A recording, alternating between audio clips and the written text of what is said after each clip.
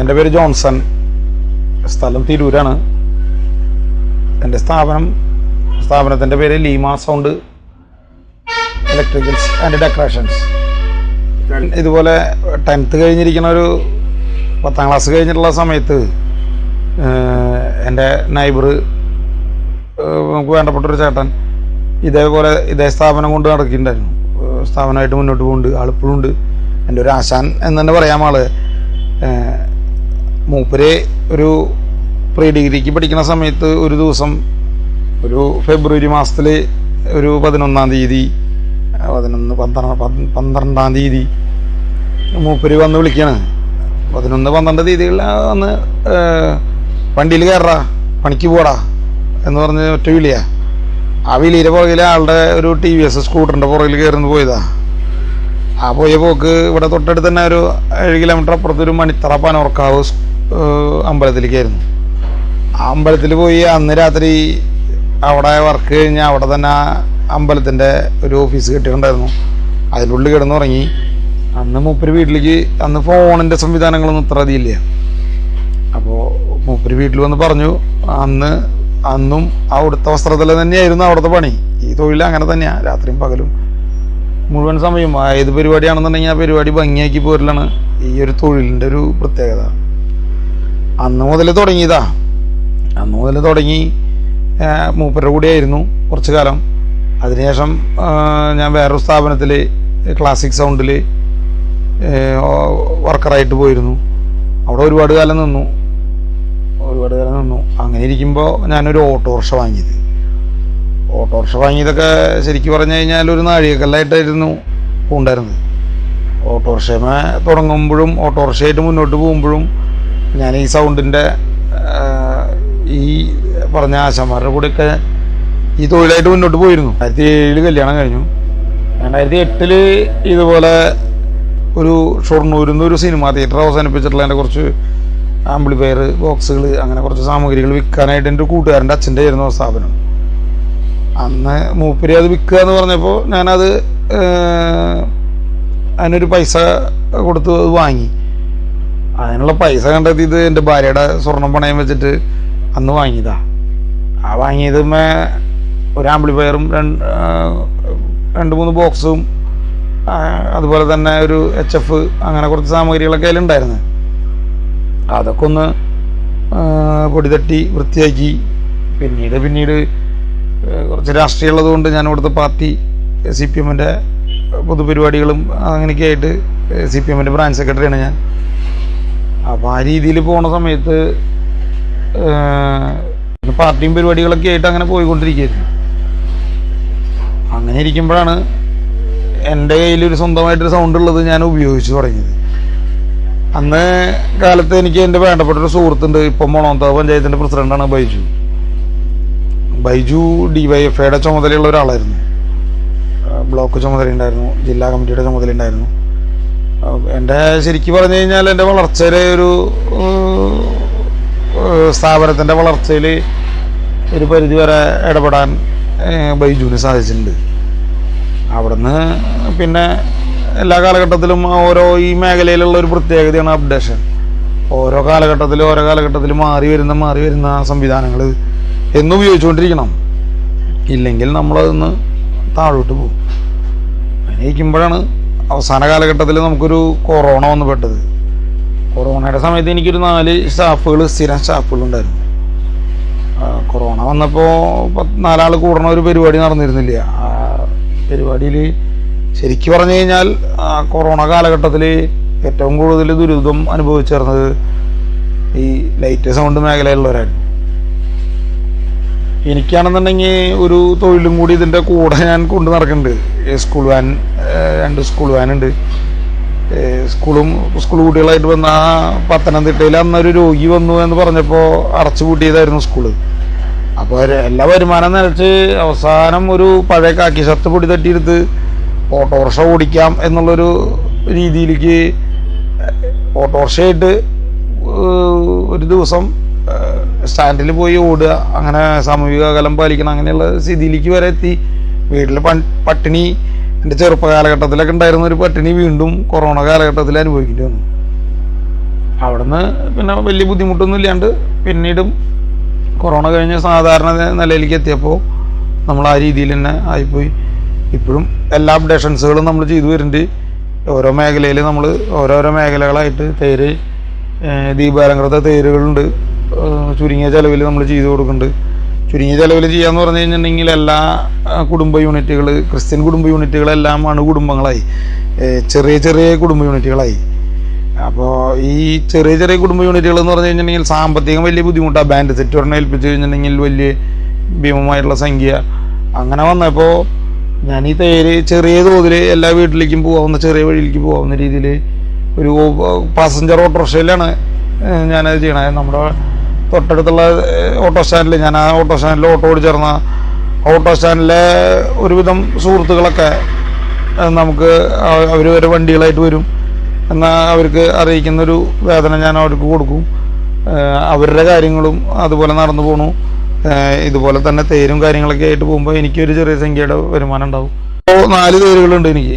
ദീപാലങ്കൃത തേര് 4 ഉണ്ട്. എല്ലാം ചെറിയ സംഖ്യയ്ക്ക് പോയിക്കൊണ്ടിരിക്കുന്നത്. പിന്നെ അതുകൂടാതെ ലൈറ്റ്, സ്റ്റേജ് ലൈറ്റ്, ഈ ന്യൂ ജനറേഷൻ ലൈറ്റുകളൊക്കെ ഉണ്ട്. അതൊക്കെ അപ്ഡേഷൻ്റെ ഭാഗമായിട്ട് വന്നു പോണത്. സ്റ്റേജുണ്ട്, സ്റ്റേജ് ഡെക്കറേഷൻ ചെയ്യുന്നുണ്ട്. അതുപോലെ തന്നെ ഇപ്പോൾ ഒരു മാസമായിട്ട് നമ്മൾ ഒരു പുതിയൊരു മേഖലയിലേക്ക് കാല് വെച്ചിട്ടുണ്ട്. ഈ light, popper, sound, light, sound, popper, അങ്ങനെ എല്ലാം കൂടി ഉൾപ്പെടുത്തിയിട്ടൊരു ചെറിയ ഒരു പിക്കപ്പ് വാൻ ഒരെണ്ണം ഏർപ്പാടാക്കിയിട്ടുണ്ട്. നല്ല റിസൾട്ട് കിട്ടുന്നുണ്ട്. നല്ല റിസൾട്ട് കിട്ടുന്നതെന്ന് പറഞ്ഞു കഴിഞ്ഞാൽ വീട് ഷൊർണൂർ റോഡിലായതുകൊണ്ട് വീടിൻ്റെ മുന്നിലിട്ടാൽ തന്നെ നല്ലൊരു ഡിസ്പ്ലേ കിട്ടുന്നുണ്ട്, നല്ലൊരു പരസ്യം കിട്ടുന്നുണ്ട്. എല്ലാ ദിവസവും എൻക്വയറിയും വരുന്നുണ്ട്. അതും ഇതുപോലെ തന്നെ ചെറിയ സംഖ്യയ്ക്ക് ചെയ്തു പോകാവുന്ന ഒരു രീതിയിൽ അതും അങ്ങനെ തന്നെ നടന്നു പോകുന്നു. അത് fire, popper, smoke, bubble, sound, light, അങ്ങനെ എല്ലാം കൂടി ഉൾപ്പെടുത്തിയിട്ട് ഒരു ചെറിയൊരു വാഹനം അതിന് ഇപ്പം നല്ല രീതിയിൽ നടന്നു പോകണം. അത് നമുക്ക് എൻക്വയറി വരുന്നതിനനുസരിച്ച് ദൂരം അനുസരിച്ചിട്ട് അതിൻ്റെ സംഖ്യ പറയുന്നു. അതിന് ഒരു താരിഫ് നിശ്ചയിച്ചിട്ട് അതിന് സംഖ്യ കണക്കാക്കിയിട്ടുണ്ട്, സംഖ്യ നിശ്ചയിച്ചിട്ടുണ്ട്. ആ സംഖ്യ പിന്നെ കൂടുതലായിട്ട് പോകുന്ന ദൂരത്തിൻ്റെ കണക്കാക്കിയിട്ട്, കൂടുതൽ ദൂരം പോകല് പ്രാക്ടിക്കലാവില്ല. എന്താ വെച്ച് കഴിഞ്ഞിട്ടുണ്ടെങ്കിൽ നമുക്ക് തൊട്ടടുത്ത ദിവസങ്ങളിലൊക്കെ പണികളുണ്ടെന്നുണ്ടെങ്കിൽ അധികം ദൂരത്തിൽ. എന്നാലും ഈ 10-15 കിലോമീറ്റർ ചുറ്റളവിൽ ഒരുപാട് എൻക്വയറി വരുന്നുണ്ട്. നമുക്ക് ഇവിടെ പരിസരത്തു നിന്ന് തന്നെ എൻക്വയറി വരുന്നുണ്ട്. പിന്നെ നമ്മൾ പുറത്തേക്ക് ഒന്നും അങ്ങോട്ട് പോകേണ്ട കാര്യങ്ങളില്ല. ഒരു ഇതൊക്കെ ബുക്കിങ്ങുകൾ വരുന്നുണ്ട്. എൻക്വയറി തന്നെ ഒരു ദിവസം 5-8 എൻക്വയറി വരുന്നുണ്ട്. അതന്നെ ഒരു വലിയ റിസൾട്ട് അല്ല. എൻ്റെ ഫാമിലിയിൽ അപ്പച്ചൻ ആള് അഭ്യസ്തവിദ്യനാണ്. ആള് ഒരു 5-6 ഭാഷ കൈകാര്യം ചെയ്യുന്ന ആളാണ്. ഇവിടെ നാട്ടിൽ കൂലിപ്പണിയായിട്ടാണ് ആൾ പോയിരുന്നത്. ആള് സ്റ്റെനോഗ്രാഫറായിട്ട് ബോംബെയിൽ ജോലി ചെയ്തിരുന്ന ഒരാളായിരുന്നു. ബോംബെ, ഡൽഹി നഗരങ്ങളിലൊക്കെ ആളുടെ കാലഘട്ടങ്ങളിൽ അങ്ങനെയായിരുന്നു.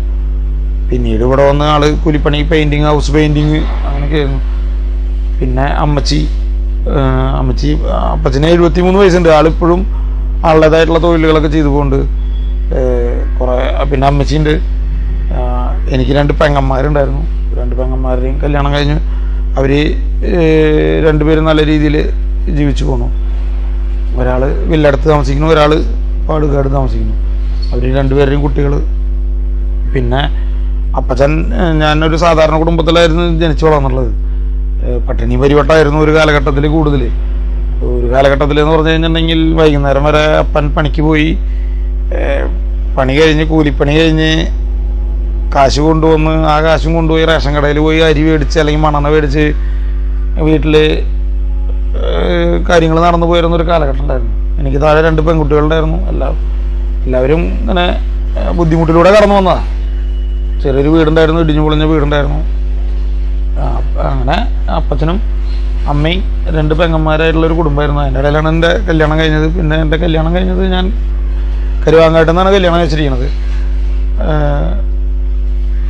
ഭാര്യയുടെ പേര് ബിൻസി. നല്ല ബാക്ക് സപ്പോർട്ടാണ്. ബാക്ക് സപ്പോർട്ട് നല്ല സപ്പോർട്ടുള്ള ഒരു ഭാര്യ. എന്താ ഞാനൊരു നേരം അല്ലെങ്കിൽ ഒരു ദിവസം ഇവിടെ ഇല്ലെങ്കിലും സ്കൂൾ വാനായാലും കൈകാര്യം ചെയ്യും. അതുപോലെ തന്നെ ലൈറ്റ് ആൻഡ് സൗണ്ടിലെ ഇവിടുത്തെ മുഴുവൻ കാര്യങ്ങളും ഞാൻ അതായത് ലിസ്റ്റുകൾ നമ്മുടെ വർക്കിൻ്റെ ലിസ്റ്റ് നമ്മളിവിടെ എവിടെയെങ്കിലും നമ്മുടെ ഷീറ്റിൽ എഴുതി വെച്ച് കഴിഞ്ഞിട്ടുണ്ടെങ്കിൽ നമ്മുടെ ഇവിടെ നോട്ടീസ് ചെയ്ത് വെച്ച് കഴിഞ്ഞാൽ അതായ രീതിയിൽ നല്ല രീതിയിൽ കൈകാര്യം ചെയ്തു പോകുന്ന നമ്മുടെ ഭാര്യ നമ്മുടെ ഒരു ബാക്ക് ബോണായിട്ട് തന്നെ നമുക്കൊപ്പം കൂടെയുണ്ട്. മകള് ഹോളി ഫാമിലിയിൽ പഠിക്കുന്നു, +1 ബയോസൈക്കോളജി. മകൻ ചെറുതാണ്, LKG ഭാരതീയ വിദ്യാഭവൻ പോട്ടൂര് LKG സ്റ്റുഡൻ്റാണ്. മേഖലയിലേക്ക് അങ്ങനെ മുന്നിലേക്ക് കടന്നു വരുന്നവരെന്ന് പറഞ്ഞു കഴിഞ്ഞിട്ടുണ്ടെങ്കിൽ ഒന്ന് ഒരു പാഷൻ്റെ ഭാഗമായിട്ടാണ് ഓരോരുത്തർ കടന്നു വരുന്നത്. ആ പ്രവൃത്തിയോടുള്ളൊരു പാഷനാണത്. ഞാനൊക്കെ ഈ തൊഴിലിലേക്ക് കടന്നു വന്നത് കൂടുതലും നാടകത്തിൽ കൂടിയാണ്. നാടകങ്ങളായിരുന്നു ഒരു കാലഘട്ടത്തിൽ സമൂഹത്തിൽ അല്ലെങ്കിൽ സമൂഹത്തിനോട് ഒരുപാട് കാഴ്ചപ്പാടുകൾ പറഞ്ഞിരുന്നത് നാടകങ്ങളിലൂടെയായിരുന്നു. നാടകങ്ങളായിരുന്നു എൻ്റെ ആ നാടകത്തിലെ മിന്നി പറയണ ലൈറ്റുകൾ, അതുപോലെ തന്നെ ഉച്ചത്തിൽ പറയണ ഡയലോഗുകൾ, അതല്ലാതെ എനിക്ക് ഭയങ്കര ഹരമായിരുന്നു. ആ നാടകത്തിൽ കൂടിയാണ് ഞാൻ ഈ മേഖലയിലേക്ക് വരുന്നത്. നാടകങ്ങൾ കാണാൻ പോകുമ്പോൾ അതുപോലെ തന്നെ ഇപ്പോഴും ഈ മേഖലയിലേക്ക് കടന്നു വരുന്നവർ കുറേ പേര് അവനവൻ്റെ കാര്യങ്ങൾ നടക്കാൻ വേണ്ടി മാത്രം ആഘോഷങ്ങൾ കാണാം, എല്ലാ പരിപാടികളിലും പങ്കെടുക്കാം. പക്ഷേ ഈ മേഖലയിലേക്ക് കടന്നു വരുമ്പോൾ കുറച്ച് ബുദ്ധിമുട്ടുകളുള്ളത് എല്ലാ ആഘോഷങ്ങളും എല്ലാ വിശേഷങ്ങളും ഉള്ള ദിവസങ്ങളിലാവും ഈ തൊഴിൽ. ചുരുക്കം പറഞ്ഞു കഴിഞ്ഞാൽ ഈ മേഖലയിലുള്ളൊരു ഞാനൊക്കെ ന്യൂ ഇയർ 1-ാം തീയതിയിലേക്കോ 2-ാം തീയതിയിലേക്കോ മാറ്റി വയ്ക്കും. എന്നുവെച്ചാൽ 31-ാം തീയതി ഈ സ്ഥാപനം കാലിയാവണ ഒരു ദിവസവും എല്ലാ സ്ഥാപനത്തിലെ മുഴുവൻ സാമഗ്രികളും പുറത്ത് കിടക്കണ സമയവും. അപ്പം നമുക്ക് ആ തൊഴിലിൻ്റെ ഭാഗമായിട്ട് നമ്മൾ അതിൻ്റെ പിന്നാലെ എപ്പോഴും എൻഗേജ്ഡ് ആയിരിക്കും. ഇതുകൂടാതെ പിന്നെ നമുക്ക് ഇപ്പോൾ നിസ്സാരം തിരൂര് പെരുന്നാൾ ഇപ്പോൾ 2 ദിവസം മുമ്പ് കഴിഞ്ഞു പോയതാ. ആ ദിവസങ്ങളിൽ വീട്ടുകാരും വിരുന്നുകാരും എല്ലാവരും വീട്ടിൽ ഭക്ഷണം കഴിക്കുമ്പോൾ നമുക്ക് ചിലപ്പോൾ ഭക്ഷണം കഴിക്കാൻ എത്താൻ പറ്റില്ല. എന്താ വെച്ച് കഴിഞ്ഞിട്ടുണ്ടെങ്കിൽ നമുക്ക് ആ വർക്കിൽ എൻഗേജ്ഡ് ആയിരിക്കും. അപ്പോൾ പെരുന്നാൾ കഴിഞ്ഞിട്ടുള്ള അതിൻ്റെ തൊട്ടടുത്ത ദിവസത്തേക്ക് നമ്മുടെ പരിപാടികൾ മാറ്റി വയ്ക്കും.